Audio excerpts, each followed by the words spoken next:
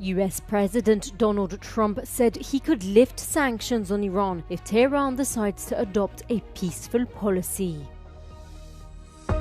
Russia has launched what Ukraine calls its biggest aerial attack of the war, firing a total of 537 aerial weapons across the country overnight into Sunday. US President Donald Trump said he could lift sanctions on Iran if Tehran decides to adopt a peaceful policy during an interview with Fox News on Sunday. Speaking of the US recent attacks on Iran's nuclear facilities, Trump said that Iran was weeks away from getting nuclear weapons and he couldn't let that happen. As Iran points fingers at the UN nuclear watchdog for being somewhat responsible for the attacks.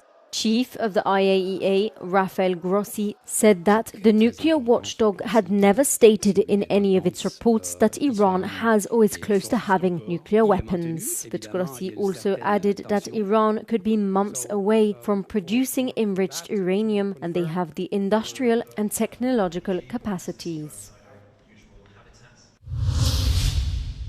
Russia has launched what Ukraine calls its biggest aerial attack of the war, firing a total of 537 aerial weapons, including 477 drones and decoys and 60 missiles across the country overnight into Sunday. Of these, reportedly 249 were shot down and 226 were lost, likely due to being electronically jammed.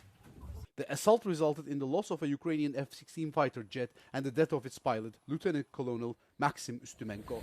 The Air Force said the 32-year-old pilot shot down 7 enemy targets before his own plane was damaged.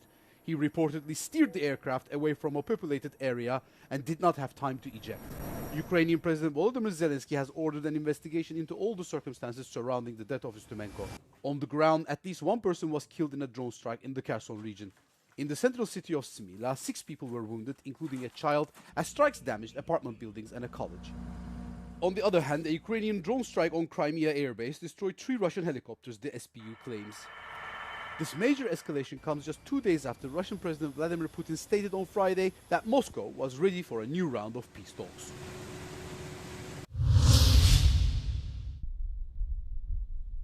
Ukrainian President Vladimir Zelensky said that he signed a decree withdrawing from the Ottawa Convention on the prohibition of anti-personnel mines.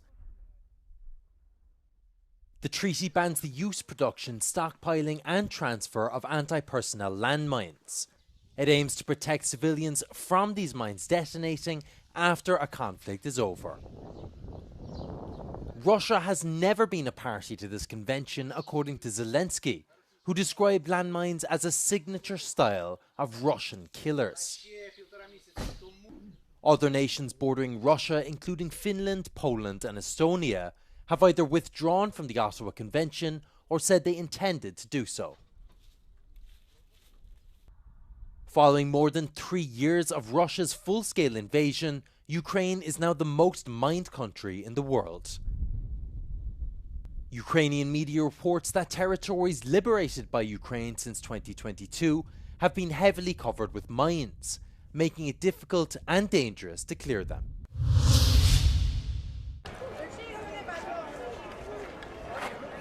Several Italian regions are considering banning some work activities during the hottest hours of the day, as a severe heatwave sweeps the country, prompting red alerts in 17 cities.